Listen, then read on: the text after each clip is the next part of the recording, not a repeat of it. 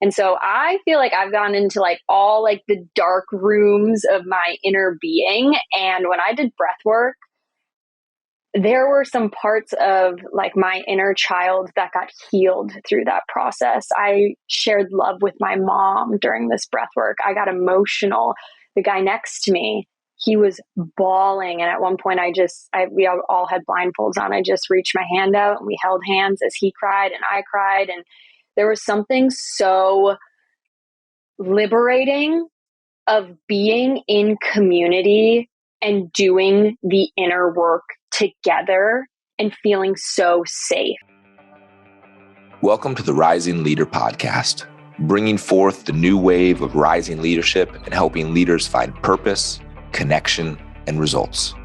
This is your host, founder of Alluviance, Alex Kremer. What is up? Welcome to the Rising Leader Podcast. I am so grateful and stoked that you are here to be joining us today. If you have not joined us for the Rising Leader Podcast, welcome to the show. We are so thankful for you to be here. I will also say this is a unique episode here. This is actually my first time having two repeat guests on the show, and they just so happen to be two of my absolute favorite people in the world. So first off, Miss Clara Johnson, Mr. Tom Alamo, what is up? Welcome to the show. What's up, brother? Happy Monday. Thanks for having us, Alex. Happy to be here. Oh my God, Clara, I could see you just grin and just be like, man, why is Alex so weird all of the time? You know what I'm thinking. You know, I'm like, yeah, that special weird sauce is coming out already. That's true. That's true. We're not even a minute into this conversation and we're already getting weird. So just heads up, everybody better buckle up here. Well, I will just share first off, I am coming in from Maine. I am here at my family's cabin. I grew up to going every single summer. My grandparents, who are no longer with us, they built this cabin back in the 70s. And it's just like I am surrounded by trees and water, and I'm just here with my mom on vacation. So I'm coming in just feeling like nourished and just feeling spacious and stoked to be talking with both of you. And I know, Tom, you're coming from the amazing Chicago, and Claire, you are coming from the beautiful New York City, which also happens to be my current residence at the very least. Big Apple.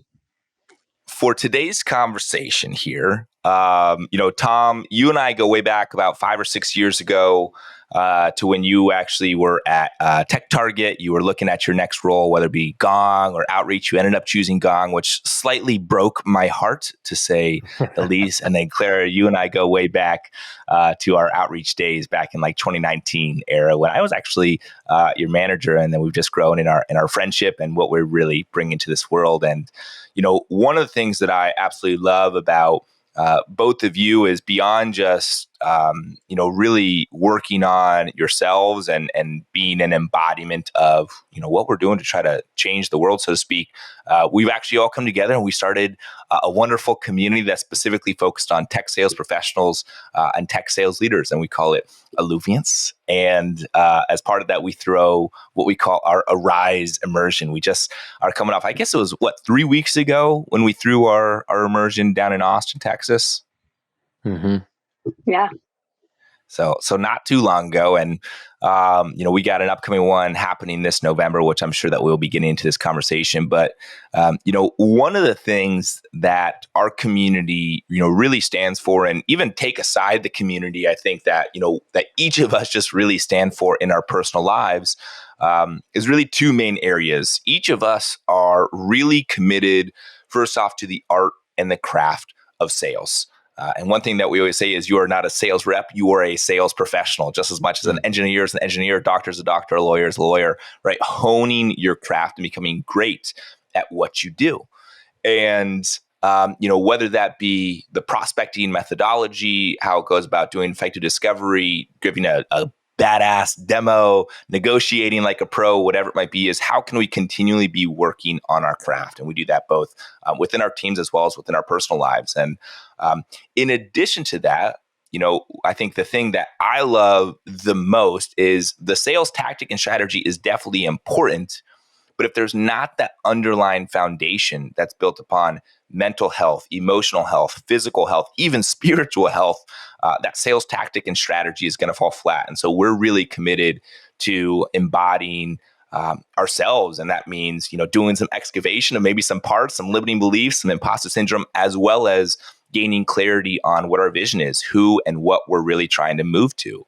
And one of the things that, we really always say is, the purpose of a vision is not necessarily that you achieve it. The purpose of a vision is who it causes you to be today. And that's just really what we really have built a community around. So we got the ingredients of sales and inner game, and really it's being held by the wonderful community and through our immersions right here. And so with that, I did just kind of want to turn it over. Clara, we're gonna start it off with you here. We've been doing this, for I guess about 6 months or so. We've thrown our first immersion. We got our next immersion coming up November 10th through 12th in Austin. Talk about, what have you been bringing both in your personal life as well as this community around, those real 3 pillars of sales, inner game, as well as community? Yeah.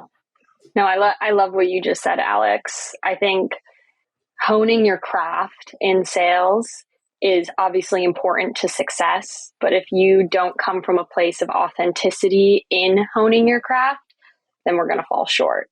I've seen so many sales professionals be a performer or want more or find success in achievements. And if they don't come from who they truly are, their essence, if they don't know who they truly are, then they usually hit a ceiling of achievements and success.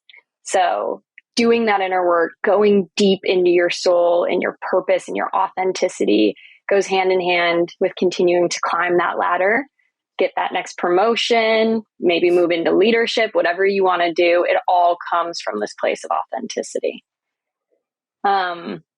I absolutely love Arise. I love what we're building for this community because, one, we get to build community while being in community, which is so amazing. We also focus on the inner game, which I just talked about, understanding your authentic gifts, your vision, your purpose, and then obviously what Alex covered, the sales tactics and skills.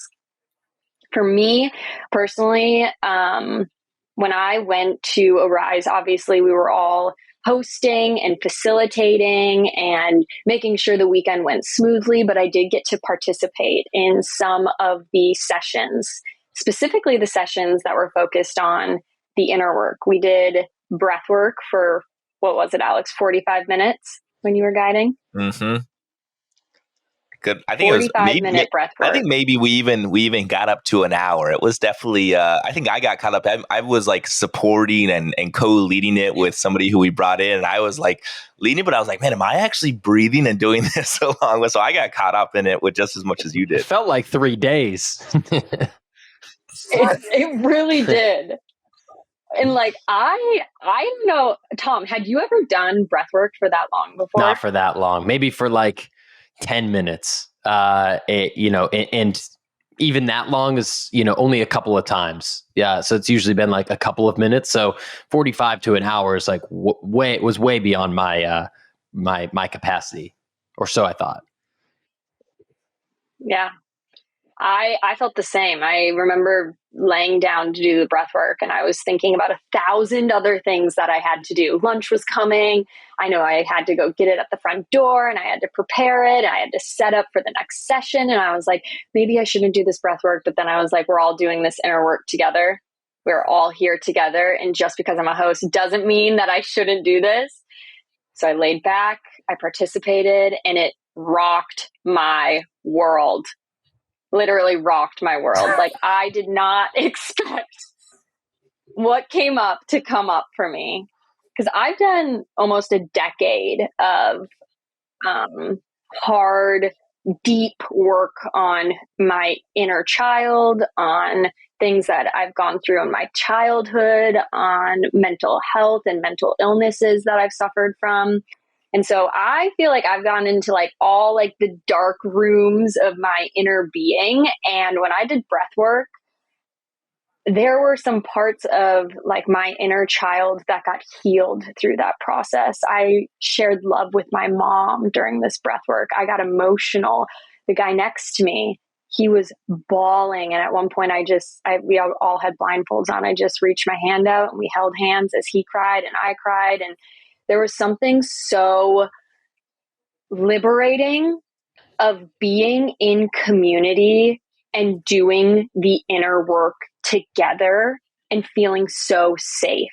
Even as a host, if I felt that way, I know that everyone in the space when we did that hard work felt that way.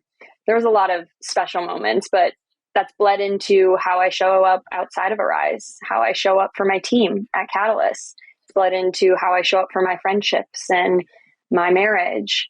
All of the things that I do on a constant basis, it has brought me back to the importance of doing the inner work on a constant basis and how it continues to transform you and get you closer to your vision and your purpose. Yeah, one thing I'll add is there's so many different modalities to do the inner work. Like, whether it be breath work, and, Clara, you know well, I started actually bringing breath work onto our team meetings at Outreach. And now I do it at Catalyst, just kind of create a sacred space for everybody to say, hey, just bring presence to where we are at. And it stretches your capacity, right? It shows, hey, if I can do this, which is not easy, which is hard, what else can I do? So it translates into, hey, I just do hard things. I go outside my comfort zone. But we also did things, we brought in a guy named Rob Renahan, who is a former Zen monk, one of my coaches for the past 5 years. You two obviously know him very well now at this point. He, taught the basics of meditation. And for many people, it was their first time just sitting in presence of like, hey, I got a whole bunch of thoughts. Some are good, some are definitely not good, jumbling around my dome. What do I do with them? And really even how to tap into one's vision through the art of meditation. And we had Tim Pereira, who's one of our good friends as well. If you have not followed him on LinkedIn, definitely check his stuff out. He's a big guy on mental health. And he did some cold plunges with people. So again, stretching us outside of our comfort zone. And we even did a little bit of a visualization to go see your future self, 20 years from now. And that was really powerful of just, hey, this is different. Like, hey, we get so caught up within our day-to-day and our sales, on our calls, whatever it might be, we forget to first say, how am I doing? What's my heart? How am I feeling there? And then also bringing us back to that presence. And so I loved that part, and it's good to just be doing it with people who have never done that before as well. It's definitely interesting to witness. Yeah, you kind of like Jedi mind tricked me with this whole thing, because we talked about putting it together for probably like 6 to 9 months before it actually happened. And even I didn't really know. On Sunday, I was like, "Oh, that's what this was." Like, I didn't even really know until after. And I was DMing with someone on LinkedIn last week. They were inquiring about the next one that we're doing, and just asking what might be different from the first one and things like that. And I think one of the main takeaways, like, people came for the sales content. They came for, how do I prospect? They came for, how do I do a great discovery meeting, and how do I negotiate and get a huge ass commission check? But they're coming back and signing up for the next multiple ones that we're doing because of the inner game. And I think, to me, that was really apparent on day one. A couple hours in, we did some icebreakers and things like that. And people are sharing some kind of surface level things. And all of a sudden someone, shares about their experience with, depression and, serious, mental health consequences, and thinking about, man, I shouldn't be here right now. And we're like 3 hours into it. And to me, that really set the tone of like, man, this is it's a safe spot for us to be sharing, to be talking. And we're going to go a lot deeper than what's your quota this year. And it's universal. Like, everyone that I'm talking to nowadays, it feels like this is the conversation. And it's about, there's always questions of tactics, and people want to know, how to do certain things better. But it comes down to, man, I'm at this great company. I was talking to one of my, good buddies the other day. I'm at one of the best companies in the world, public company, hitting my number. I've got a great family life. I got this and that. And why do I feel like shit? And so it comes down to the community aspect or lack thereof for a lot of folks. And I think that's, to me, what has really stood out. It's also interwoven, the community, the inner game, the sales tactics. I love when we sat in the room on the first day and we looked at that. All right. The thing that really stood out to me throughout the process was people seem to come for the sales content, right? They signed up because they want to prospect better, do better discovery, negotiate more clearly, and get big commission checks, right? Hit their quota. But the reason that people that are coming back for more and already signed up for the next one or multiple is some of the inner game. And to me, that was very well represented. Like early on in the retreat, a couple hours in, like we're having some conversations, doing some journal prompts, talking about things that kind of like a surface level, still getting to know each other, feeling each other out. There's a little bit of like awkward tension. And then one person, kind of steps up and calls themselves forward and talks about something very personal about their mental health problems, about depression, about, I shouldn't even be here right now. And there was a collective like exhale amongst the other 30 people in the room of like, oh, we just went there. And that kind of set the tone in my eyes of like where things went for the next 60 hours of just like going deeper, people being more open, feeling more comfortable. And the more and more I have conversations with, if it's about this or even just with friends, it feels like, the community aspect is really what is being lost right now. I have a good friend who we were talking, he's got an amazing job. He's hitting quota. He's got a great family and this and that. And he's like, man, I just feel fucked up. I don't have my people around me. I don't have a community. I feel like I'm doing this all alone. And it's just a conversation that I hear and am a part of, now it seems like every single day with different sales professionals, sales leaders, other types of business people, all over the country and all over the world. And so it just feels like we really have struck a chord, and it's something that I'm excited to just like keep digging into, keep diving deeper into. Tom, I love what you just said, because there's something so special about community and then in turn doing the inner work as a collective. I believe on that first day we sat in that room, there was like 30 participants sitting there, and it was you, Alex, and I in the front. And I just remember looking out at everyone in the room that made the choice to commit to that weekend, to grow their sales tactics, to get deeper into knowing who they are and what their purpose and vision is on this earth, and to grow in community. And I could see in everyone's eyes that they were high achievers. They wanted the most out of life. And a lot of high achievers learn by learning, right? We know this in leadership, that enablement's really important. We teach them something, it's a framework. Then they go and role play that framework. Then they go execute it on a prospect. They reiterate it as they listen to their gong calls, and they go back and master it. And I think what's really special about an Arise weekend, where all of these high achievers are making the choice, is yes, you are learning by learning in some instances when we get into the sales tactics and even some of the inner work. But most of the work is learning by doing. And kind of just jumping in head first and being messy about it and not having a plan and not having to hold on so tight to control. And I love when a collective group can just jump in head first and learn by doing together and be vulnerable and show up for each other. But more importantly, just show up for themselves and be like, I have no idea what I'm doing right now. I've never meditated. I've never done breath work. I've never cold plunged before, but everyone else is doing it. So I'm just going to dive right in and see what it does for myself, see how it makes me grow, how it stretches me. So we learn by doing at Arise, and we learn by learning, but mostly by doing first. I think, you touch on a really good point there, because before COVID, especially, everybody was going into an office every single day. Everybody, was just able to receive and collaborate and learn from each other. And just all they had to do was turn right or left. and it was easy. And I remember being in the outreach office back in Seattle, and I loved it. Like I loved going to the office, and many people did as well. And then obviously, we all went into quarantine, and, we're now figuring out, are companies back in the office? Are they partially back in the office? Are they fully remote now? And for many organizations, they've gone fully remote, and we're missing out on just people. Like we're not meeting and seeing people. And especially when you're talking to your colleagues and managers, when it's via Zoom call, I don't know if you guys have felt this, like it's just all about business now.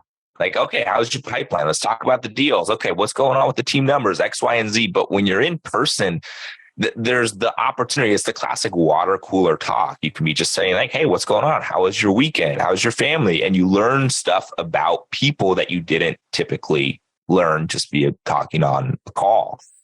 And I think probably one of the most surprising things that I experienced was, yes, the ingredients are sales tactics and strategies. And Tom, I want you to kind of talk a little bit about what that is. And yes, some of it is the inner game stuff, but underlying all of it is just pure freaking community and just meeting and being with other people and being face to face with them. And it wasn't always so serious, by the way. I just want to like be careful with that. Like, yes, we did some hard shit here, but like we threw a pool party, we brought a DJ, like there was people dancing, like there was just a lot of smiles and joy and fun that came from it, because so many people, and this is what was so surprising, so many people were like, you know what?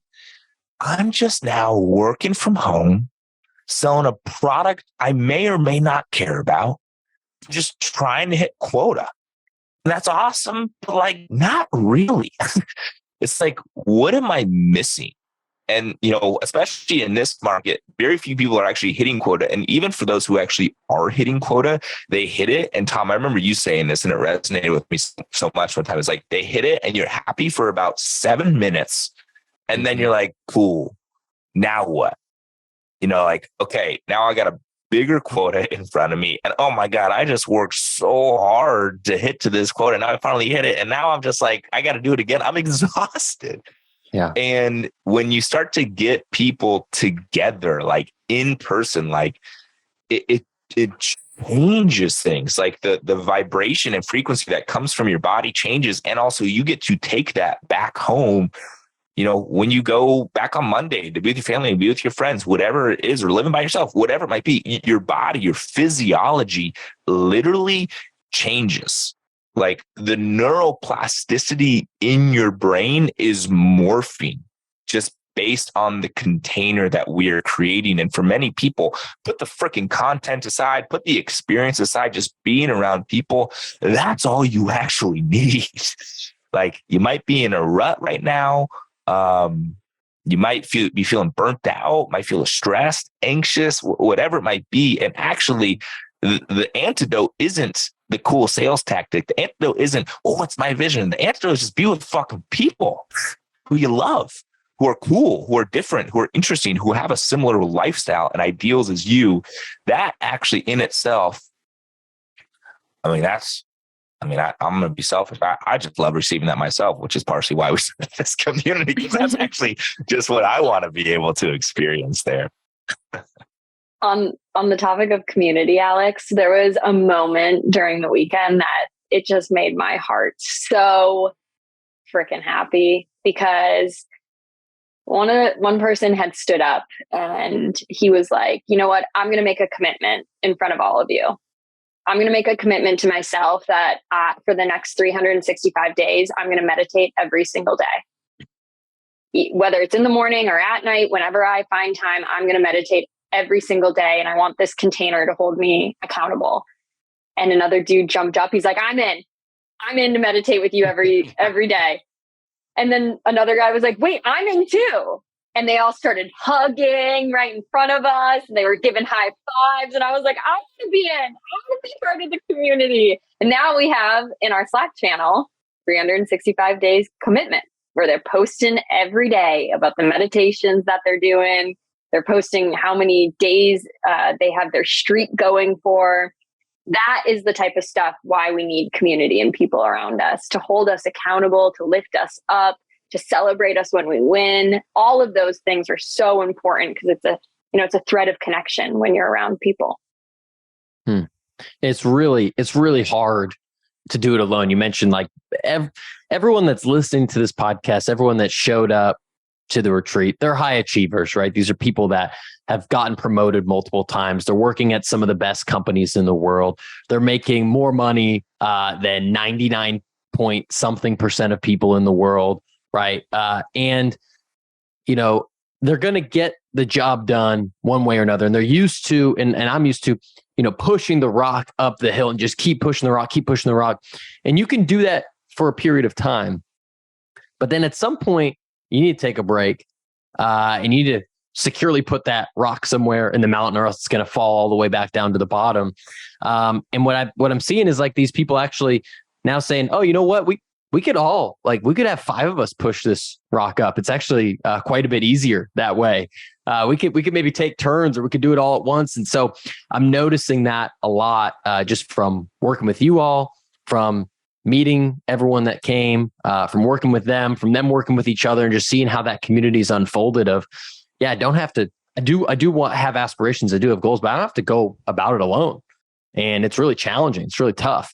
But we can just get 1% better every day and do it collectively together. It makes it just so much easier and also just more enjoyable. It's a lot more fun that way. It's a lot more fun. One of the reasons I love the office was like my first sales job. Every time you close a deal, you ring the bell, right? And you ring the bell a certain amount of times, depending on how big the deal was. And like we would videotape it. You're saying gong would actually ring a gong when you guys would close a deal? Or is it a bell? Was it a bell or a gong? Before gong, it was a bell. At gong, it was a gong. And you'll see over my shoulder is a gong as well. But the best part was like you'd hit the gong and everyone would be clapping and cheering and high-fiving. And then you work from home and it's like, what am I, I guess my dog will high-five me or something, And so having people in that community to help cheer you on, to help when things are going well or not so well, is just so important. Tom, I think it's important to share your personal story. We were there on Thursday morning. Mm-hmm. I did a little tarot reading for you. Yeah. And how did you grow in this community with your band analogy?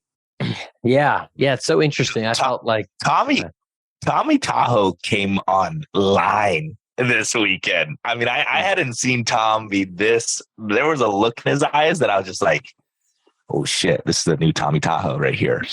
Yeah. Well, let me set. I won't take too long, but I'll set the stage really briefly for people that maybe didn't listen to the last podcast or don't know who I am. But I was in SaaS sales. I left to start my own business at the beginning of this year, sales training and coaching. It's been really challenging for a lot of different reasons. In terms of just trying to build something from scratch, not knowing how to do a lot of this, the financial instability. Some months are great, some months are not so great. If you've ever had a sales job where you have 0 base salary, it's pretty much that, except you're also creating the product and doing the marketing and your HR and accounts receivable. And so there's a lot going on. I felt overwhelmed at times. And coming in, in June was my worst month of the year. The revenue I brought in I couldn't even pay off rent in Chicago with what I brought in the month of June. And following the last 3 weeks, I had by far my best month in July, had my best week at the end of July, closed a deal with a Fortune 10 company that I'm going to speak to tomorrow, and have been on a great roll just personally. And so it could be a coincidence or could not be a coincidence. But what I felt like I was bringing that week was some negative energy. Coincidentally, I was bringing in. I felt like I was pushing this rock uphill, so to say. Things weren't going my way. I was losing deals. I was skipping commitments to myself. Like I was skipping workouts, and I felt like I was complaining a lot. I felt like my energy was a little low. I just felt like we all get in some mental ruts like that, right? And it's like, oh, why is all this stuff happening to me? And that's kind of how I felt. And then we got to Austin a couple days early to prep and get everything set up. And there's just a few moments that I felt like I was understanding that I was coming in with some of that negative energy, trying to shake it. First, the morning before the retreat, Clara did a little tarot card reading. And the long and short of it was that I felt like I needed to get into the driver's seat. It felt like I was making excuses. I felt like I was not making, like strong enough decisions. I was kind of being wishy-washy on some things, and especially in my work life, but also just like I said, workouts and just things like that. And what I really felt called was, Alex, you said this at the beginning of the pod. One of the things that you kept saying over and over in the weekend was that a vision is not about just achieving it. It's about who it causes you to be today. So if you have this vision of where do I want to be 10 years from now, right? You want to be more confident. You want to be maybe more wealthy. You want to have a certain title. You want to be a good father, mother, sister, brother, etc. Why can you not show up like that today? You might not have, you might not be in a relationship where you're a mother or father yet. You might not have, the six pack that you want or the money in your bank account that you want, but you could show up as that person today. And I've thought about that every day since, of like, the guy that I want to be 10 years from now, why can he not show up today as that for, as a business owner, as a significant other, as a brother, as a dog dad, as a whatever, and what does he do? Does he work out in the morning? Does he, do creative projects? Does he work in service to others? Does he, is he nice to the barista in the morning, or is he on his phone on Instagram? Like all these decisions that I think, I felt like I had, a little bit of a breakthrough, within that weekend. And it's just carried on for the last 3 weeks for me, of just something I'm continuing to think about, talk about, write about, journal about, think on, and has helped me in a lot of different ways. And I feel like everyone kind of probably came into this with different state of life, different things that are going on. And for me, it felt like, 5 years of therapy in 3 days, and then a continuation of that has really helped me to feel good, and some good things are happening, and like my energy's high. And, again, you could call it a coincidence, or you could believe in some of the, that your actions create kind of the energy that you put out. And I think it's the latter. Manifestation, baby. And people that hold you accountable to manifesting what you want. Yeah, totally. A really powerful point is, and I remember giving, sharing that, and that the purpose of vision, not that you achieve it, to cause you to be today. There's these habits, characteristics, qualities that version of yourself is 20 years from now. And here's my opinion. I mean, at this point within my career, I've, hired, trained, or developed or managed, 300 plus tech sales professionals. Like I coach, various tech sales leaders, tech sales professionals. And obviously, through Alluviance, there's a lot of people. And when I look at the people who are not just performing at an extremely high level in terms of like overachievement on their quota, making a ton of money, their W-2 is the biggest ever been, but also when they're feeling just good, like there's a certain vibration coming up, like there's emanating to be like, man, like there's gonna be around you, like you're feeling it, and you're also producing great numbers. It's like those people who have a fulfilling life and are achieving highly, they have three things. And I've seen this consistently over and over again. The first one is they have their community, right? And a community is people who have similar, whether it be ideals or values or just things that they're trying to go for that's bigger than just themselves. Also, that community, they have their back. So when they're struggling, when they're faltering, like just like what you shared right there, when you share that in a community, when you just like open your heart and you're vulnerable, like that in itself is the Kickstarter of something working through. It's like what's coming is going. Is such a powerful thing. What's coming is going. If it's coming up, it's meant to be going through. And the way that it goes through is if you share it, like if you're honest about it. And it's also, a community of they're holding each other to an extremely high standard, saying, hey, this is like how we show up. Like we show up and we have integrity. Like we believe in purpose. We believe in doing good for other people. We believe in being authentic. So like that's the community. If they have community, that's a key one. Number two, what these top, people always have is they're working on their skill set. Like they're becoming better at just their craft, whether it be sales, whether that be leadership, whether it be whatever it might be, but they're They're saying, hey, I will never not be a student of the game. And I will never reach a point where I know everything. And also, I'm going to raise my hand right now. Like, I learned so much from my SDRs who just started in the textiles world 2 months ago, as I do sometimes from my leader, who I'm getting, receiving leadership from. And so it's like, there's always something to learn. So you're working by your craft. Number three, and this is just kind of tying together what you said earlier, they have a map, they have a vision, they have a goal in terms of who they are actually trying to become. And if you don't know it, that's okay. But your North Star should simply be your North Star if you don't know what it is. And just to be in a level of inquiry into it. Like, what do I want to be 3 years from now, 5 years from now, 20 years from now? And the purpose isn't necessarily that you hit that goal, but it's you start to source from it. You start to move in that direction and at least understand the attributes of it. And that's just what I've seen. It's like, if you have community, if you're working on a skill set and you have a vision, and it sounds grandiose or superfluous, but it's like, if you have those three things, and anything is possible. What is not possible when you have community, you're becoming better at what you do, and you have a vision. And that's just what gets me really excited. And like, even I'll just share on a personal note, like, I've been thinking about Alluviance and this community for the past 8 years. Like, the first immersion that I attended 8 years ago, I remember looking at the guy who was running it, and I was just like, I want to be you. And I'm not yet ready, but I want to be you. And, at this point, I've attended between 40 to 50 immersions retreats, and just to see the community, the culture, the container that these things create. Like, I'll be honest, like, I've gone through some pretty serious dark times. Like, I battle with depression. I battle with insecurity, anxiety, imposter syndrome. Am I good enough? Like, that's my work right there. But when I've actually chosen to go in and meet these things face to face and create space for them, what I've actually discovered is they've become my biggest gift. They've actually become my lesson. And, over the past year, especially, you guys even saw me leading up to the immersion. There was parts of me that I was like, I was stressed as hell. Like, this was like, I had some nervous energy. I was like, whatnot. And I shared it with you guys, and I was honest with it. Like, I was vulnerable with you guys, and you just held me.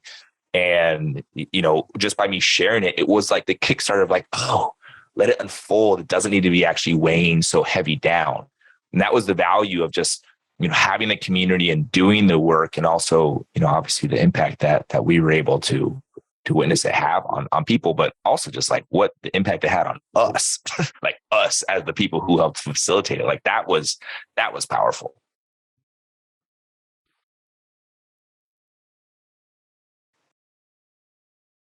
So, Clara, I would love to hear what was your experience from the event as well. I think, you did such an incredible job of, you were really the mastermind behind making sure everything actually went smoothly over the entire 3 days. And you, I know, had some great one-on-ones with people. You led an incredible yoga session too, which was very much needed at that point. And so just would love for you to kind of drop some nuggets here.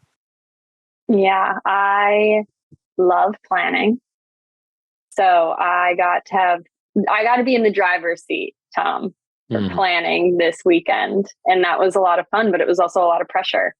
You both talked about some negativity that you felt leading up to that event. I definitely felt that too, but I think it was more so for me, imposter syndrome. Like, am I the right person to be organizing and co-facilitating an event like this? And I love, like I mentioned earlier, like just diving headfirst into experiences, because so much of what we go through in life is a mirror. So, the first night when we were there was an instance that happened where logistics were messed up on my part. I made a mistake and someone didn't have a room to sleep in. They ended up sleeping on the couch. And I'm a big empath. So I put myself in the shoes of other people. And I've done, we did a ton of work leading up to this event where I wanted everything to go smoothly.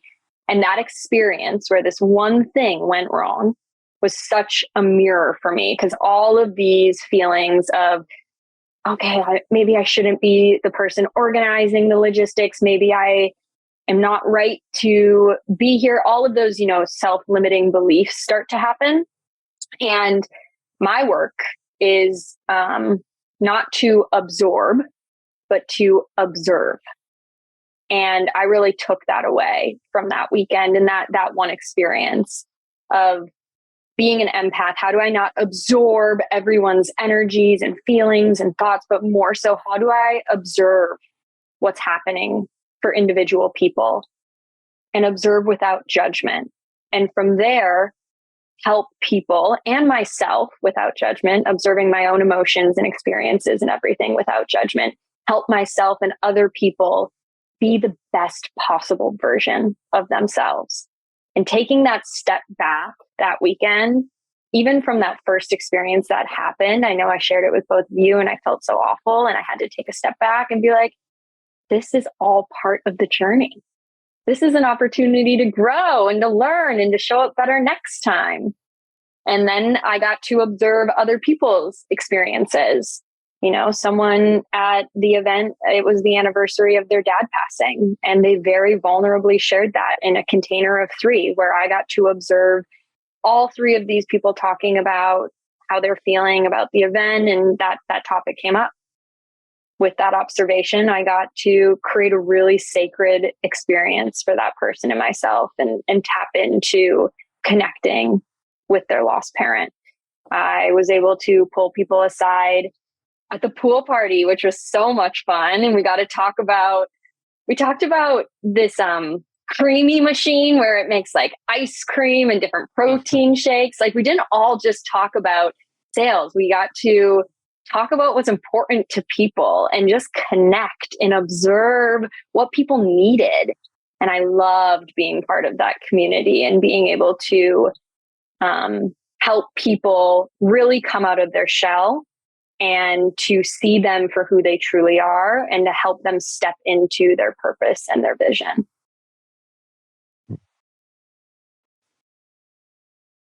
I think we were sharing with us 3 and Tom. You remember this? I was like, Clara just seems like she's like sprinkling little fairy dust every single place that she goes, just like adding a little bit of magic to all these different conversations, these experiences, and it was awesome to see you in that truth. And I think I would love just kind of hear Tom, but give you first of just like for those who might be thinking about it. Attending the immersion, or just wanting to hear more, like what would your recommendation? What would you say to those people there? Well, I'd say 2 things. One thing kind of stood out to me when Clara was talking. I was thinking about our Slack channel that we have going post immersion, and some of the conversations we've had with people. And like people are coming out of this as on the other side is quite different. Like, we got one person that is afraid of heights, and they skydove or skydived, whatever you say, like 3 days afterwards. And they were like, I'm afraid of a 2nd floor building, and I went skydiving with my buddy. The other person says, I refer to myself as we'll say their name's John. That's not their real name, but it's like pre-Austin John, post-Austin John. And the post-Austin John, his wife is saying is way more connected with him and more, more patient and more present. It's just really cool to hear, like, yeah, you had a badass time, but also like, what are the lingering positive impacts? So that's one thing. But I think the real thing to consider is this is an ongoing practice for all of us. We each kind of shared how we came into the event, maybe feeling off, or at some points in the event, we're off at some point, feeling imposter syndrome, feeling nervous, feeling in a rut. And the truth is that it's always going to happen. Like, there's always one of these 3 pillars or more that we're all working on together, and no one here has it all figured out. You might look at someone like Alex and look up to him. And I certainly look up to him and think very highly of him, but he's still got stuff he's always figuring out. And same with me, and same with Claire. And it's a continual work, in my opinion, until the day you die, of trying to get better, at whatever craft you're working in, your inner game, building community. And so if you're feeling right now like, man, I'm on top of the world and I'm killing it and I'm making a ton of money and I got my crew and like I'm feeling good inside, then like cool. Maybe we should talk like in a couple months. And if you're doing good, like maybe you need to ride that, or maybe you need to find, you keep working with your coach or whatever you're doing. But if something is lingering inside, even if you had a ton of success, even if you've been doing some of this stuff for a long time, even if you used to have a crew, or maybe you have a crew and there's something missing there, be open to a conversation. One conversation can change the trajectory, of your life and of your career. And we're always open to chat. So I think that's what I would say, is that it's just an ongoing process, and something that we're all working on. And regardless of where you are in your career, it could be just a good time to observe where you're at, how you're feeling, and if this might be something that might be calling to you. Alex, I think you say this quote: "My work is your work, or your work is my work." Right? There's so many different facets of what people are working on that translate into our personal work. I think, Tom, you just spoke to that. But Alex, I'd be curious. You asked us both, what did we take away? What did you take away from the event? I think my biggest takeaway is this is needed in the world right now.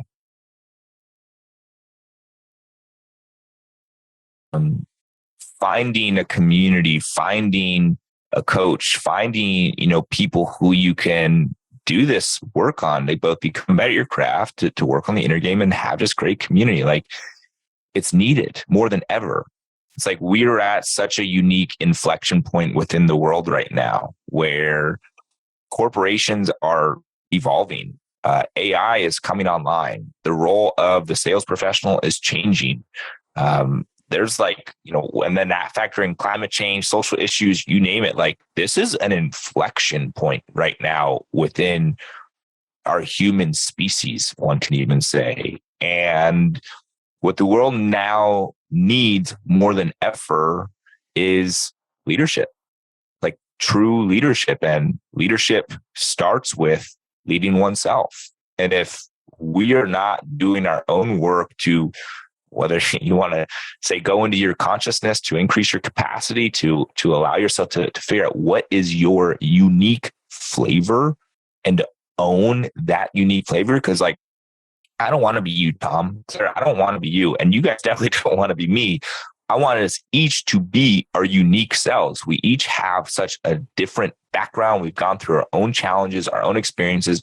What does that authentic truth mean to come out? What does it actually look like?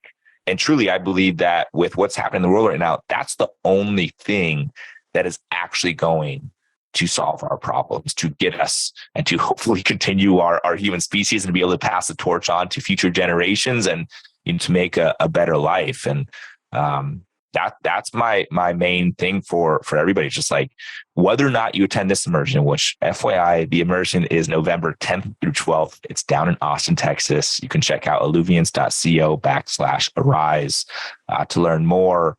There's an application there to check in, and you can speak to Tom, Claire, or myself just to learn more about this. And whether or not you go, it's just like, it's a powerful conversation nonetheless. Like, how often are you asked questions that are about what your truth is, about what your vision is, about what's holding you back, and just like really create space? I mean, that's the conversations we're having every single day.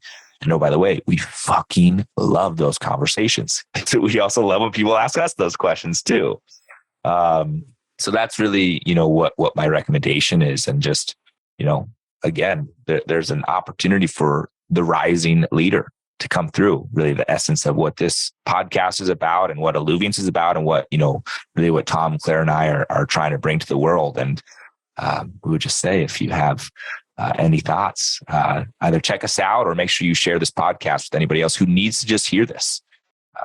But before we finish off here, Clara or Tom, any parting words of wisdom or nuggets that you want to drop here for everybody? Yeah, I'll go first, and we'll end with Tommy Tahoe bringing us home in the driver's seat. Have you ever gotten nervous, or you had like a big meeting? Maybe you were going up on stage, Tom. Maybe it's, you're going to present to a huge company tomorrow, and you can feel that nervousness, that anxiousness in your chest or in your throat. You know, like it's bubbling up, but it needs to come out. If you were listening to this and you were in that category of, I'm a high achiever, but there is something in deep inside me that's telling me I want more, and then you feel that nervousness, that to me is a sign that your body deeply knows that this is something you should step into. Whenever I feel that nervousness or anxiety, I mean, they said many people at the event mentioned that before they would share, they'd be like, my pulse is on my Apple Watch 100 watts up before it, you know, my pulse on my Apple Watch is 100 notches higher than it should be, or whatever they would say. I'm nervous to say this, but that means that I should. If you felt that way listening to this podcast, we recommend you take the leap, you dive into the deep end, and you reach out and you have a conversation, because there's a lot of growth on the other side of taking that leap. We're all going through the growth constantly as your hosts of Alluviance and Arise. And we invite all of you to step into taking that leap of faith and growing and pushing yourself through sales tactics, through the inner game, but with community that loves and supports and sees you for who you truly are authentically.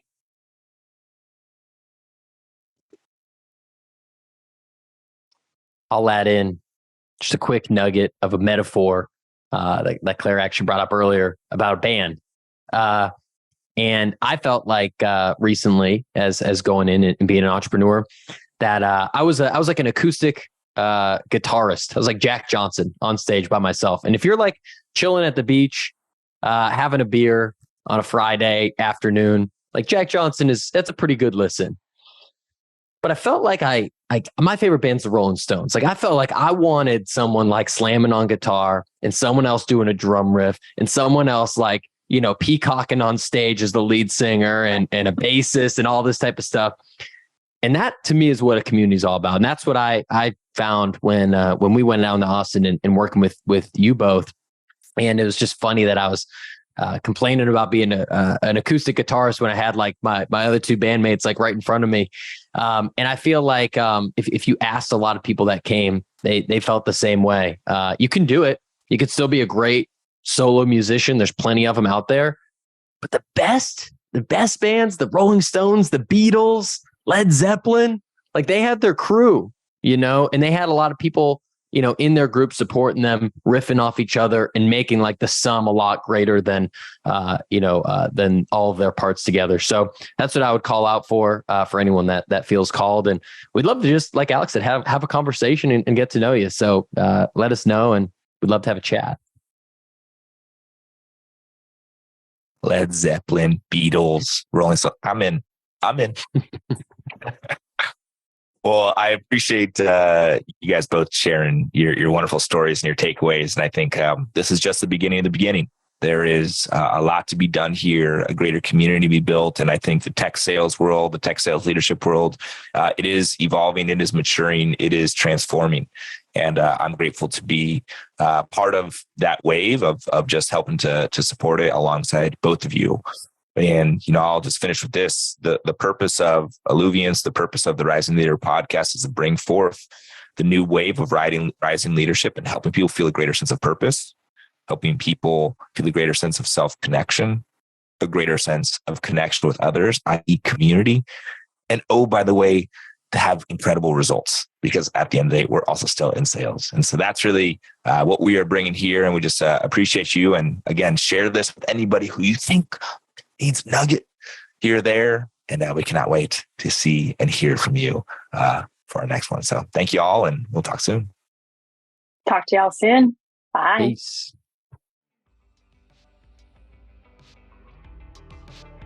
Thanks for listening to the Rising Leader podcast. Make sure you hit that follow button so you get notified every time a new episode releases.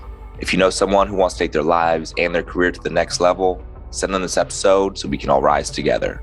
For more information, check out alluviance.co. We'll see you next time. And in the meantime, keep letting it flow.